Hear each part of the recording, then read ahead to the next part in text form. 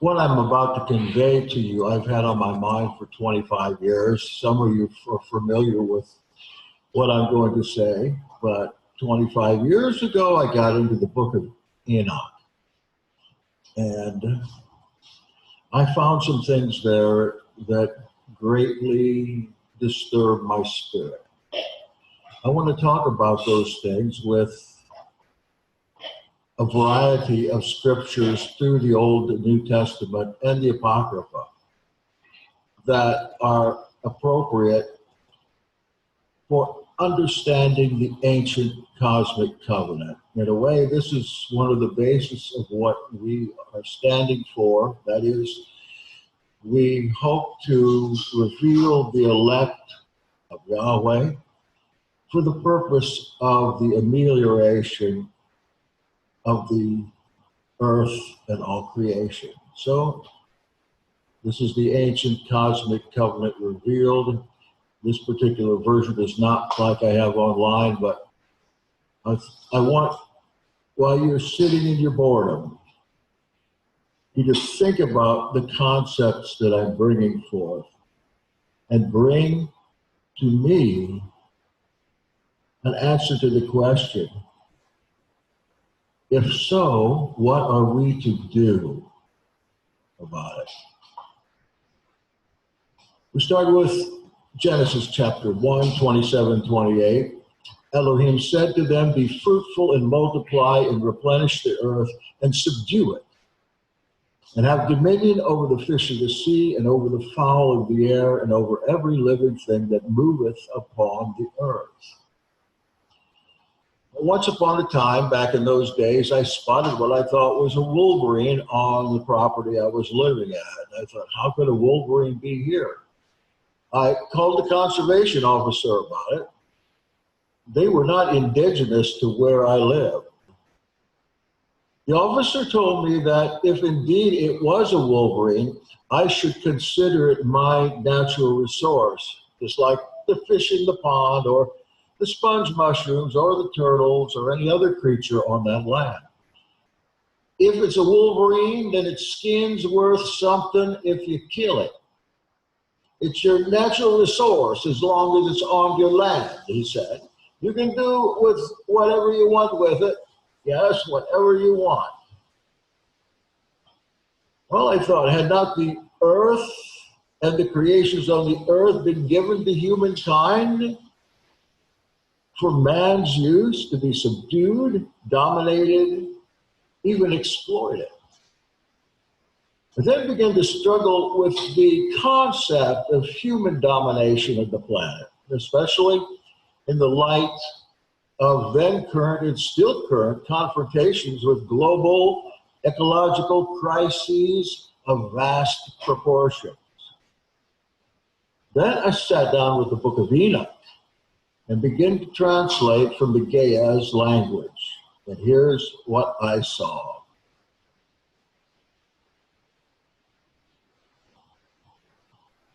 First Enoch 41, 6 and 9. The sun and the moon, they do not depart from their orbit, neither increase nor decrease it, but they keep faith one with another. In accordance with an oath they set and rise. For the first is the sun, and it executes its course in accordance with the commandment of Yahweh Elohim. His name shall persist forever and ever. Surely neither an angel nor Satan has the power to hinder him. For there is a judge to all of them. He will glance, and all of them are before him, for he is judge. You notice in there was a sacred covenantal oath, which is elaborated more in 1 Enoch 69. This could be significantly older than any of the other biblical covenants that we're so familiar with. In it, all the mechanisms and souls of creation have bound themselves together in a working relationship. All creation has committed to this covenant in accordance with that divine law, as if all creation had its own consciousness and ability to covenant with anything. That covenant law was the commandment of Yahweh Elohim. And it was binding through the power of the everlasting name. The breaking of this covenant would call for judgment and the binding of covenant breakers. Although only fragments of this ancient cosmic covenant remain in the Hebrew Bible, but an awful lot of them, it can be sufficiently pieced together for our purposes. Let's start with Psalm 148 and several other Psalms as well. Very, very old writings, some of which date back long before the time of David. This psalm admonishes the heavens, the angels, the stars, the sun and moon, mountains, trees, and people to praise Yod-Heh-Vav-Heh. For, in verse 5, he commanded and they were created. He established them forever and ever. He fixes their bounds, which cannot be passed. Change my page. The ideas of establishing through command and fixing boundaries, which is binding, are in accordance with this ancient Enochian cosmic covenant.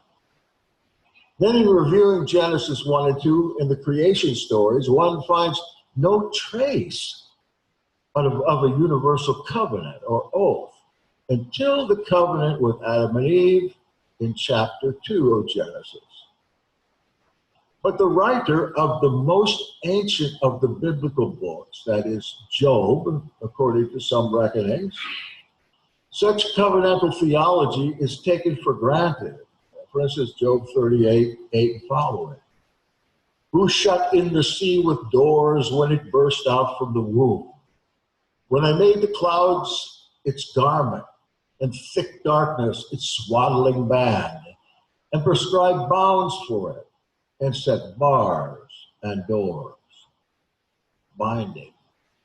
A major theme of this ancient covenant is binding and loosing, the same theme we find in several important passages in our New Testament. Here it's in the reference to prescription of bounds, bars, and doors. And it's even applied to the star systems in Job. That is the angelic hierarchies as they understood at that time. Can you bind the chains of the Pleiades or loose the cords of Orion? The stars were thought to be the glory of angels. The ancient cosmic covenant included intelligent creatures, specifically these angels or messengers. According to the Enochian view of the origination of evil, angels broke the covenant by leaving their first estate in order to lead creation into bondage and ruin. We pick it up in Hosea. He cites a future restoration of a sacred covenant of peace between Yod-Heh-Vav-Heh, humankind, and even various animals in 2:18.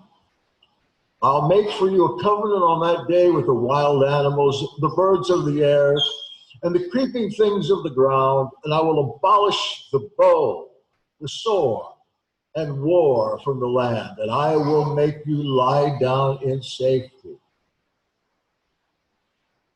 War against animals and other tribes, it's abolished under the ancient cosmic covenant. And the responsibility for keeping it rests solely with beings able to understand it. And I hope you become one of those beings now.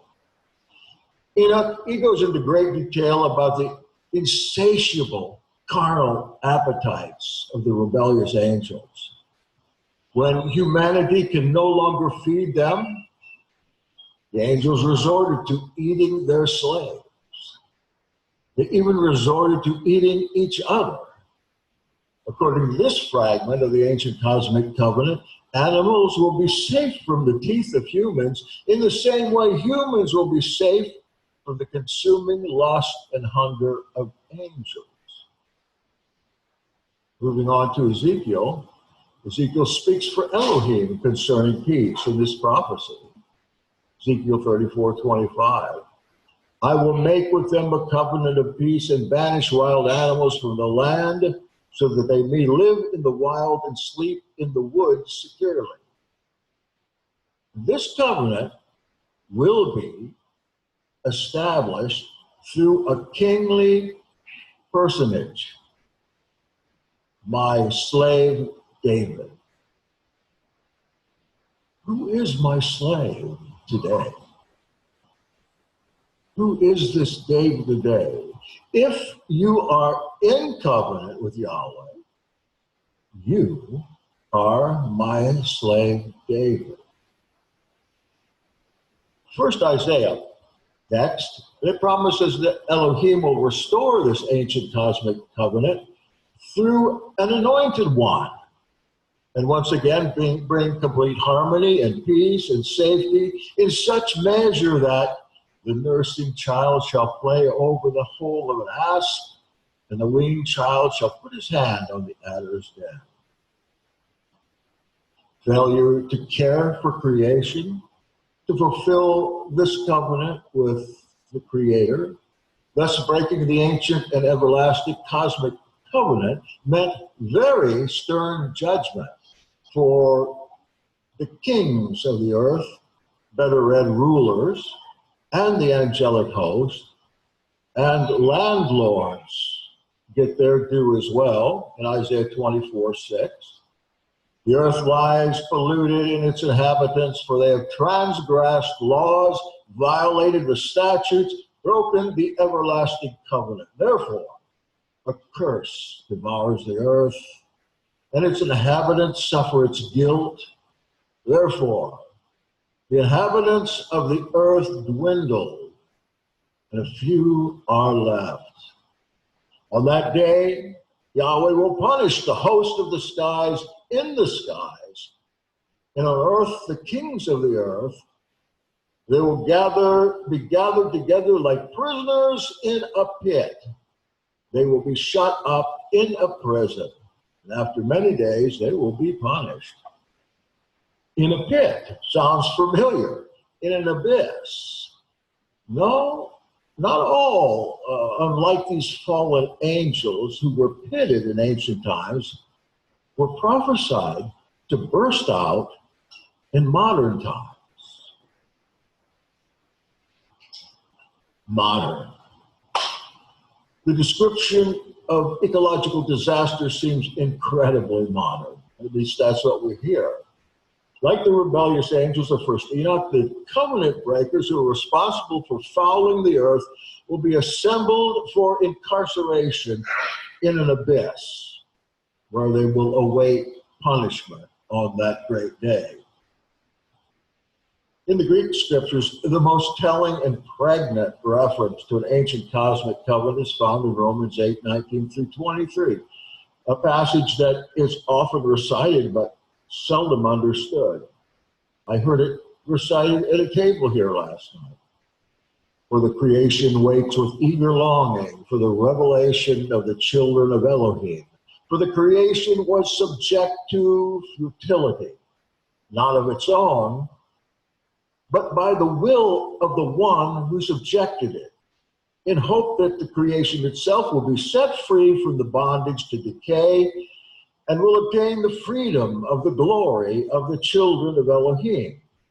We know that the whole creation has been groaning in labor pains until now. And not only creation, but we ourselves. We who have the first fruits of the Spirit, grown inwardly while we wait for adoption, the redemption of our bodies. This term redemption is loaded. It means something different then than now. Redemption had to do in practically all of the first century and second century literature with death, the death of the body, but the continuation of the Spirit for those born of Spirit. Are you depressed? Do you get depressed? Have you been exploited? Are you of the Me Too bunch? I think that's what it's called. Movement, the Me Too. I've been molested. I've been victimized. My parents have rejected me, etc. Consider what creation has been through in these past millennia. Because the covenant has been broken and creation has been held in bondage by rebellious angels and their earthly counterparts. Look at even the world rulers today, that should by now be well qualified in the practice of peace, but they're not. Look at liberal news stations on my internet, and so many of these companies that give us news are strictly anti-government, strictly pro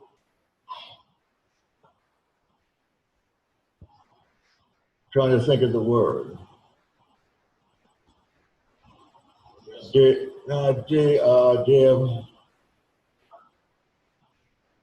People that are debauched, people that deviant, there it is, pro-deviant and pro-Dumbo,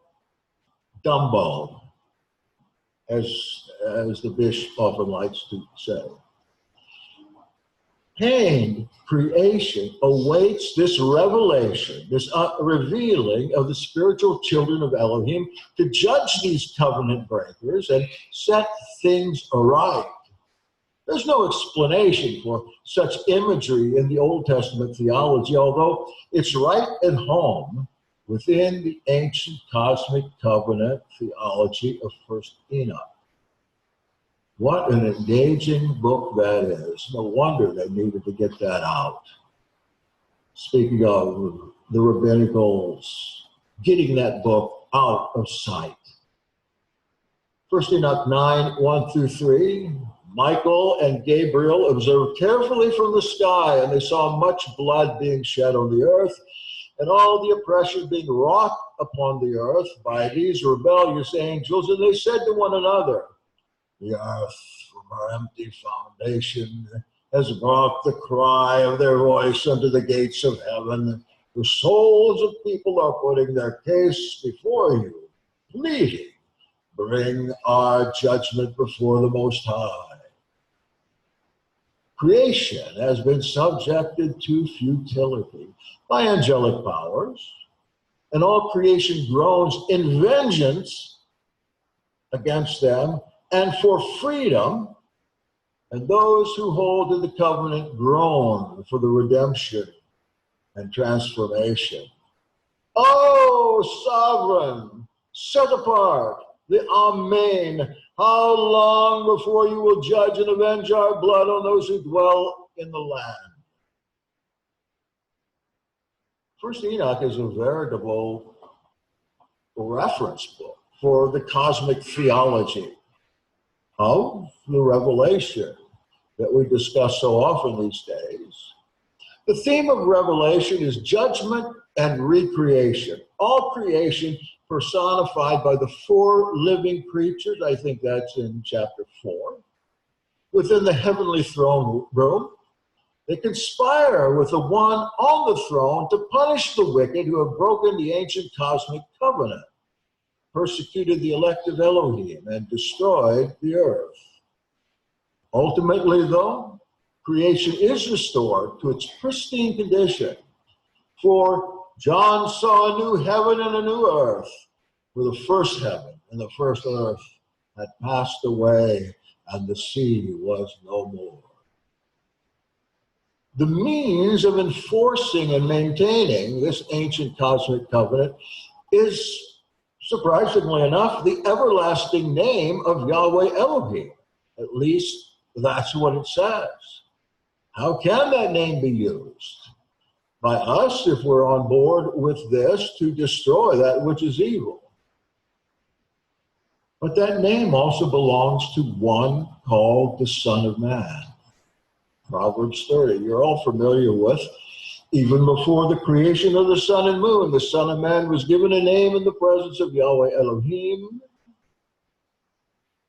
who has ascended to heaven, and who has come down, who has gathered the wind from in his fists, who has wrapped up the waters in a garment, who has established all the ends of the earth. What is his name?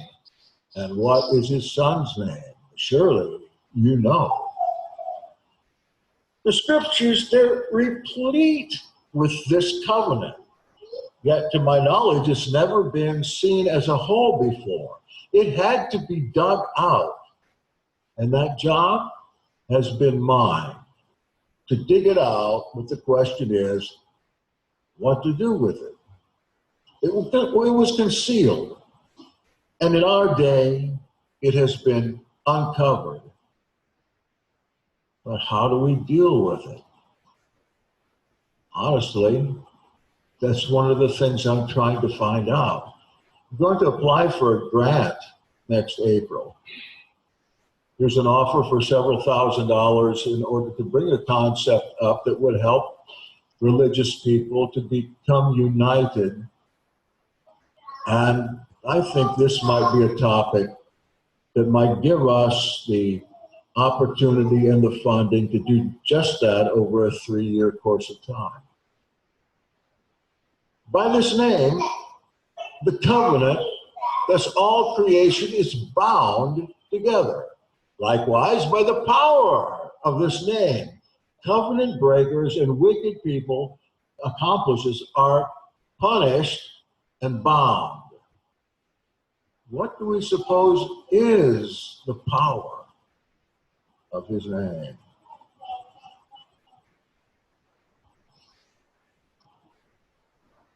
Let's go to the evangels. I guess that's better than gospels.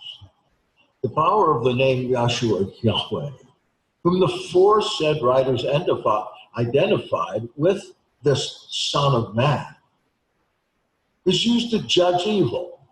By using my name, they will cast out demons, they will lay their hands on the sick, and they will recover.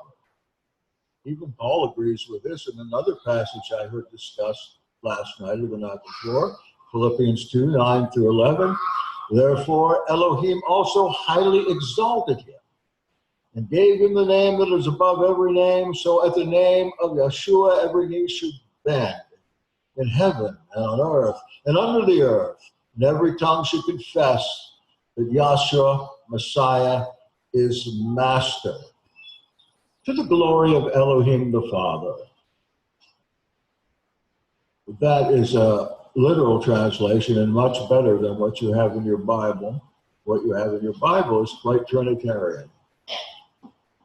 Enoch, as you know, is highly exalted by Elohim. He traveled through the heavenly places. He learned the secrets of the universe and consorted with angels. The Enochian Son of Man's name was Enoch.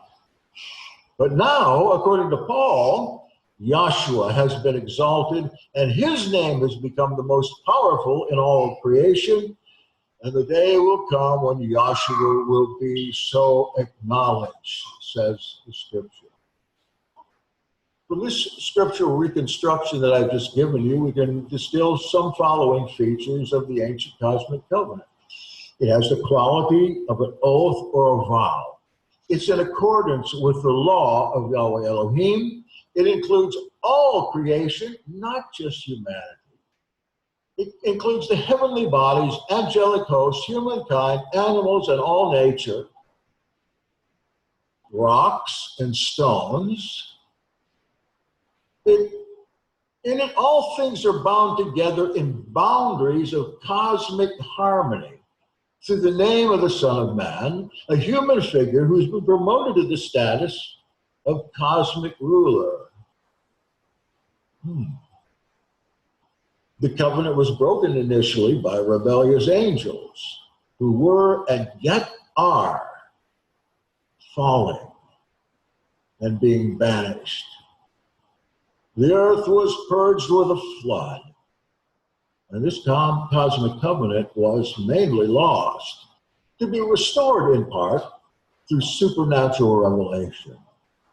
Eons passed, and the reconstituted idea of cosmic covenant, in some respects, lost to humanity, surviving only in fragments of manuscripts. The restored covenant promised the coming of this Son of Man, this intermediary between humankind and Elohim, between angel and angel, coming in a form that we as humans would recognize as human. He would reinstitute the covenant and bring justice and judgment. But I'm telling you, even he is not able to do this alone. Enoch's theology of the origin of evil is very different than what we find in our canonical Hebrew scriptures. It constitutes an earlier tradition.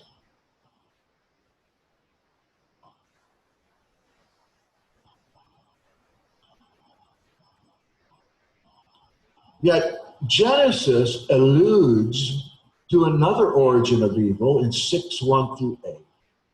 The sons of Elohim, who we suppose are angels, descended from the skies, prompted by their own lusts, took wives of all they chose from the women of earth. They took, they stole, they grasped. On account of the disobedience of angels, Yahweh limited the spirit and lifespan. At least that is the most reasonable reading of that passage in Genesis chapter 6. A race of monstrous offspring, the Gibori, were born of angels and humans. They were monstrous in their evil deeds and wickedness, according to the scripture. They were monstrous in their character and in their form. So wicked were they that Elohim sent a flood against all of creation, which had become totally corrupted by them. This origin of evil was well known at the time of the final redaction of Genesis in Babylon. Thus, it's given lip service and talked a lot about today in fantastical terms. But the details were edited out in favor of the more human-centered story in Genesis 2. When you read Genesis 6, I mean, even a cursory reading will tell you that something's been taken out of there. The story of the Watchers, that is, descended angels at Elohim, was only rediscovered in the last 120, 150 years. It must have been a very well-known story in the first century, since several hundred fragments of it were found in the caves about Qumran. And if it's not quoted in the New Testament, the theology is evident everywhere. In the Enochian version, 200 watchers void the cosmic covenant by agreeing to descend to earth and take wives. They bind themselves with a curse. They descend, take wives, then teach the people magical medicine, incantations, the cutting of roots, making weapons, jewelry, and cosmetics for whoredom, and learning alchemy, astronomy, astrology. The purpose of this instruction in wisdom so that human beings could be more fit slaves for the Watchers' lust for passions and possessions. The offspring of these unholy unions were monstrous Giborim. Oh, I think that's translated in the Bible like there's something good. I mean, I think it's mighty men. The word also means monsters. In fact, Yahweh is called a mighty Gibor. Yet heirs to all the angels' secrets. Once they're given away, they're given. They cannot be taken back. Their voracious appetites eventually extended, as I said, to eating one another, as well as their human slaves. And their appetites for sexual intercourse extended to all creation. Animals, plants, rocks. Caleb describes these Gibborim, quote, "The land through which we have gone to spy out is a land that devours its inhabitants. And all the people that we saw in it were men of great stature." Going to Enoch 9:10. Creation cries out to Yahweh Elohim. The earth brought an accusation against the oppressors, as do the exploited and even the dead. Their groaning has ascended into the sky, but they couldn't get out from before the face of the oppression that is being wrought on earth. And in accordance with this covenant, Yahweh Elohim hears the tumult of creation and is moved to pity because of the exploitation of first angels and then the humankind that were full of them and followed them. Yahweh promises redemption from the bondage of the watchers and their heinous prodigy, and judgment. Families of evil are made to be contentious one with another. They go to war against each other. The wars are devastating, worn with infighting. They are captured by the sons of Elohim in that day and incarcerated in a subterranean abyss for 70 generations until the judgment of fire, in a place that Second Enoch calls the fifth heaven. The earth and all the creation is to be eventually cleansed of injustice, defilement, oppression, sin, pollution, plague, suffering, deviance. The earth is restored. A new vegetation is planted. Through this time of redemption and recreation, the innocent will be saved and multiply. Storerooms of blessing will be opened. Peace and truth will become partners together in all the days of the world and in all the generations of the world. That's Enoch 11:2. Although the story was redacted out of the Hebrew scriptures, like the cosmic covenant, vestiges of it remain, especially in the prophetic description of fallen angels in the guise of terrestrial kings, princes, and landlords. Those who came under their influence became blind, says the passage. Isaiah's king of Babylon has fallen from heaven and now proclaims that he will rise into heaven again to make himself like Elohim, to steal his glory.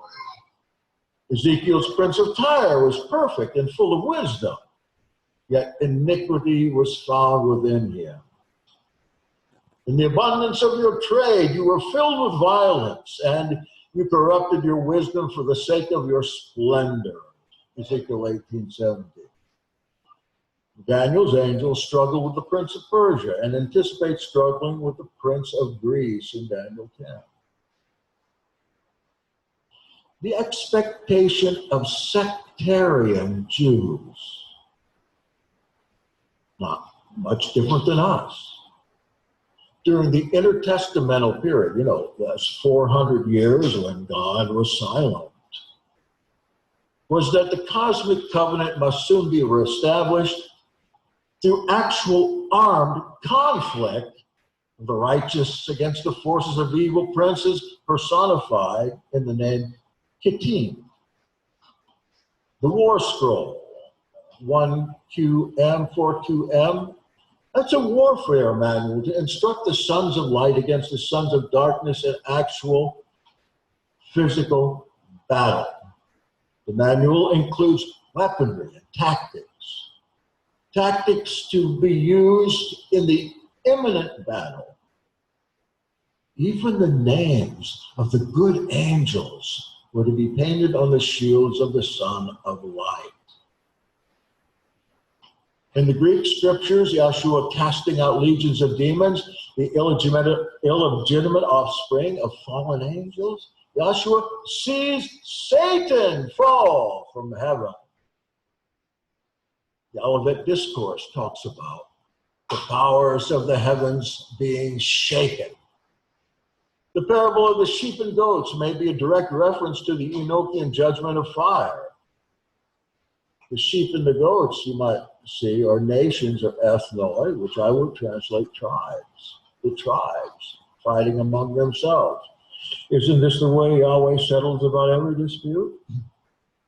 For the devil and his demons originated evil, and Yahshua came down from heaven to destroy the works of the devil. Elsewhere, Jude actually quotes directly a judgment passage, those of the ungodly, and thus signifies an apocalyptic Enochian reference point.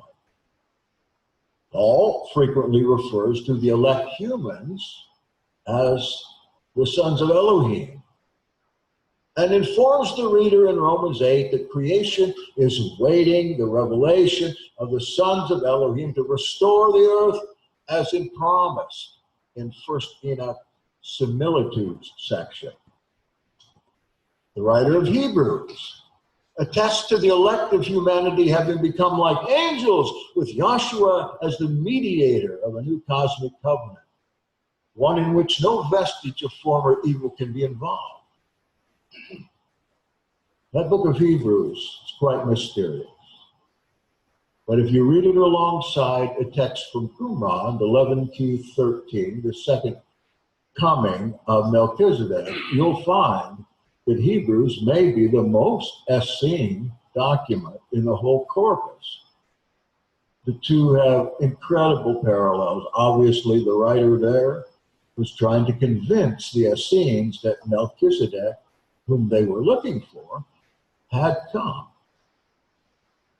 In Enoch's celestial gatherings that are described again in the similitudes or parable section of Enoch, the same as the gathering of the righteous in Hebrews? I'm thinking so. Hebrews is an Essene letter. Take a look at chapter 12, 22 and following. But you have come to Mount Zion and to the city of the living Elohim, the heavenly Jerusalem, and to innumerable angels in festal gathering, and to the assembly of the firstborn who are enrolled in heaven, and to Elohim, the judge of all, and to the spirits of the righteous made perfect, and to Yahshua, the mediator of a new covenant, not renewed covenant, and to the sprinkled blood that speaks a better word than the blood of Abel. As a mediator of the new cosmic covenant, Yahshua is contrasted with the covenant breakers as one who, though in the heavenly realm, did not consider equality with Elohim as something to be grasped or stolen, Philippians 2:6. Revelation is completely at home in the cosmology of Enoch. The abyss that contains the watchers is opened up, and not 200, but 200 million swarm out of the pit upon the earth like locusts with the sting of scorpions. The lake of fire has been reserved for the devil and his angels, just like in Enoch. Yahshua, along with angels, authorities, and powers, are now awaiting the day of Yahweh, when this celestial army, led by the faithful and true, will descend to earth and destroy all evil, becoming agents in the restoration of a new covenant. Let's go to Matthew, chapter 20, 17. While Yahshua was going up to Jerusalem, he took the 12 disciples aside by themselves, and he said to them on the way, "See, we're going up to Jerusalem, and the Son of Man will be handed over to the chief priests and scribes, who be called sons of the devil, and they will condemn him to death And they will hand him over to the Gentiles to be mocked and flogged and crucified. And on the third day, he will be raised. Another text worth looking at is the Dead Sea Scrolls stone, the Hazon Gavriel stone that talks about in the time of Yahshua shortly before. After 3 days, the angel said, rise. In post-resurrection Christian thinking, the title Son of Man means an ordinary man, a human. Notice in your Bibles, many of them, the Son of Man has been taken out and replaced with human being, which takes completely away the Enochian definition of what that title means. Human being is not enough. The Son of Man's human misery is depicted in the gospel source Q. Foxes have dens and birds have nests, but the Son of Man has nowhere to lay his head. But in Yahshua's own time and before, this title meant something quite different. In addition to that of mere human sonship. He calls himself Son of Man, I think, over 150 times. Look at Mark 8:38. For whoever is ashamed of me, of him will the Son of Man also be ashamed when he comes in the glory of his Father with the holy angels. The second understanding of Son of Man from the literature that was cast out of Bibles for obvious reasons is as an angel with human counterpart. That's prevalent again in the similitude section of First Enoch and essential to the understanding of the first believer's primitive mindset. Enoch as an ascended heavenly Son of Man, the elect one with the elect ones, the Bakarim, shall be righteous and full of faith, dwelling beneath the wings of Yahweh Elohim and witnessing the cherubim singing, Kadosh, Kadosh, Kadosh. The Son of Man was concealed in the presence of Yahweh Elohim prior to the creation of the world. He has been given a powerful name. He descends from a throne of judgment, is born in righteousness, and will dwell and skin among humanity. And the elect Son of Man will judge. 1 Enoch 46, this Son of Man is the one who will remove the kings and the mighty ones from their comfortable seats and strong ones from their thrones. They have no hope to rise from their beds. Those who have hated this oppression, the oppression of the entire cosmos, in the name of Yahweh, will be saved in his name to life eternal. Proverbs 13:12. He will be the light of the Gentiles and the hope of those who are heart sick. And who isn't? Through him, the heavens and the earth will be transformed and made a blessing. With the sons of Elohim, the Son of Man will judge and incarcerate all unrighteousness, and the ancient cosmic covenant will be restored. Does that not sound familiar? The Son of Man appears only a few times in the Hebrew Scriptures. The concept is probably later than most of the scriptures there that we find in Hebrew and Aramaic. But in each occurrence, the usage and understanding is similar to this Enochian understanding that I have expressed. Ezekiel 36, and you, Son of Man, prophesy to the mountains of Israel and say, O mountains of Israel, hear the word of Yahweh. Thus says Yahweh Elohim, because the enemy said of you, aha, and the ancient heights have become our possession. As Son of Man, Ezekiel's an intermediary, an interlocutor. Demonic politicals are in power, as the Son of Man prophesies judgment against them. Soon after, Ezekiel gets yet another call to prophesy. Yahweh said to me, Son of man, can these bones live? I answered, Oh, Adonai, Yahweh, you know. The Son of Man has the power of a prophet. The Son of Man prophesied, and the dead rise. The Son of Man descends, restores earth, and dominates forever. The Son of Man prophesies in Matthew chapter 25. And all that he prophesies comes true in Revelation throughout. In the Evangelion, it's clear that the writers see Yeshua as the Enochian Son of Man.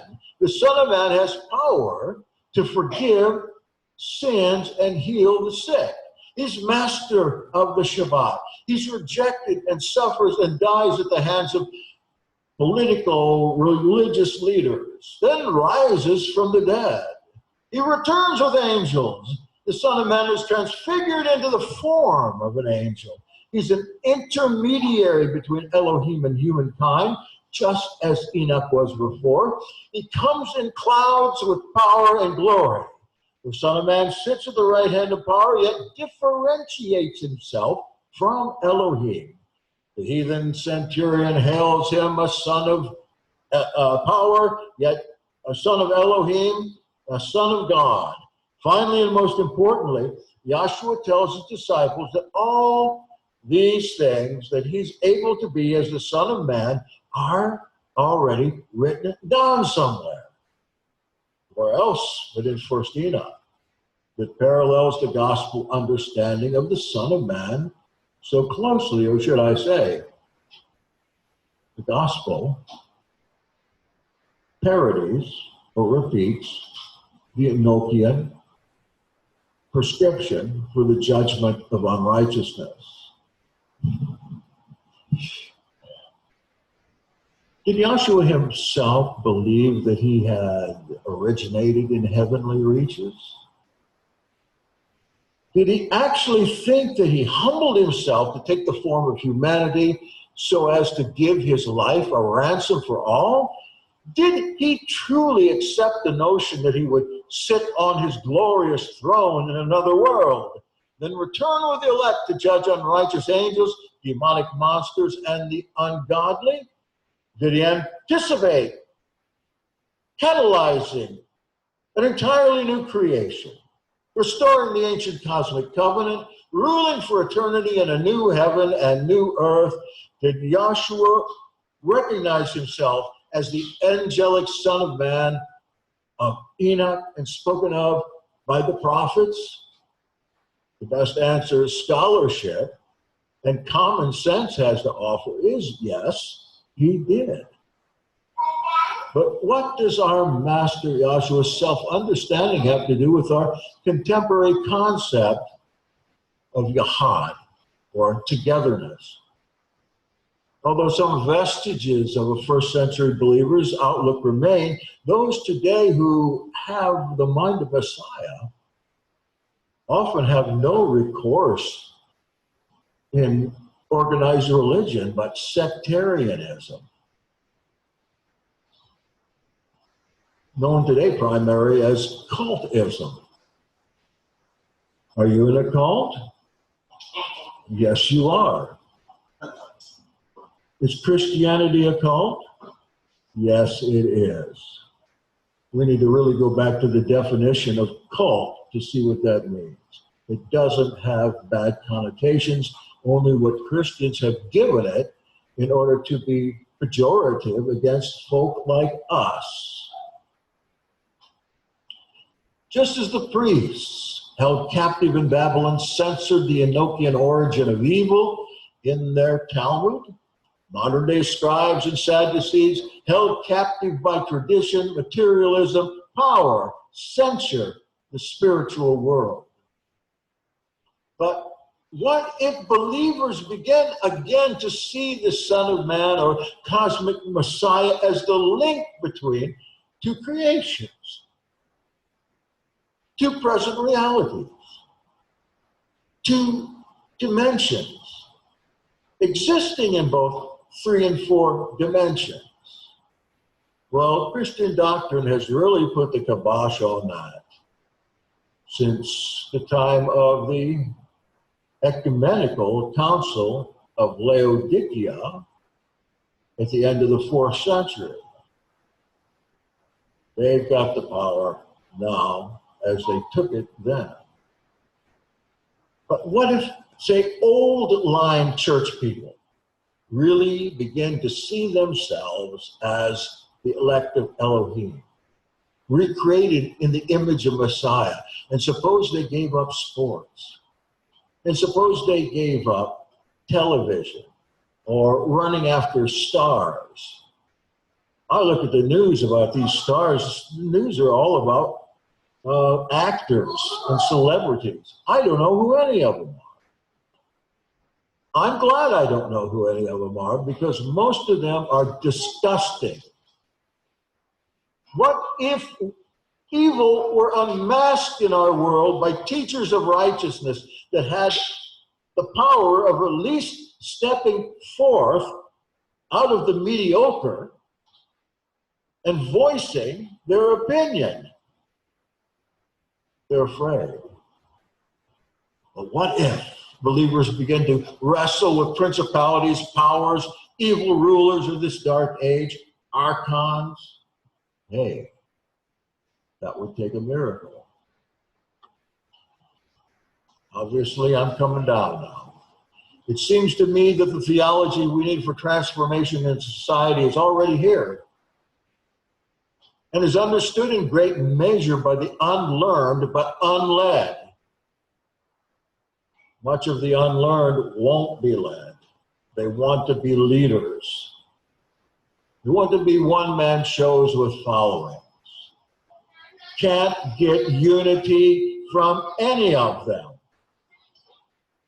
Such read the New Testament as a textbook, accept its claims for Messiah, have experienced the supernatural in some measure, has recognized some of their enemies to be incorporeal entities that they, as sons and daughters of Elohim, can readily deal with if they will. I tell you, one thing that this might take is the abandoning entirely what we grew up with in the religious sphere. One night, I went outside to the car to get a book. Man, it was dark. I noticed an incredible display of starlight. As I gazed up into the stars, it was as like something whispered in my head. Whereupon are the foundations thereof fastened, or who laid the cornerstone thereof, where the morning stars sang together? And all the sons of Elohim shouted for joy. Although science tells us that these sons of Elohim are far beyond earshot, it does seem that if we strain our hearts toward the heavens, we can yet faintly hear the voice of those who watch and shout, Kadosh, Kadosh, Kadosh. Amen.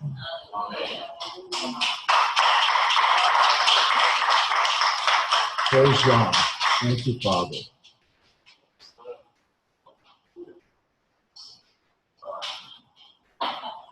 And you folks that are online, really good to see you. So happy to see you. I hope that was edifying to you. And when do we come back on? 2 o'clock? Let me take a look at it. Let's see. Carlson will not be on today. No, wait a minute. Yes, he will. Yes, Carlson will be on today at 11:30. to be or not to be a slave. If you don't know Carlson, he's an expert, a savant in Dead Sea Scrolls and apocryphal literature. Somebody that we've been discipling for years, and the guy is coming around so well. We're proud of him. As Andrew Onya Carlson. At 2 o'clock, we have a divine liturgy. Remember your baptism and be thankful. Then finally at 4:30, Frank is going to come forth and give us his farewell teaching. Darn it. Is that cussing? I'll give you $1. We want more.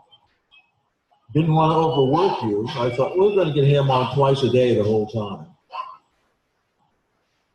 So we'll see you again in 20 minutes. God be with you.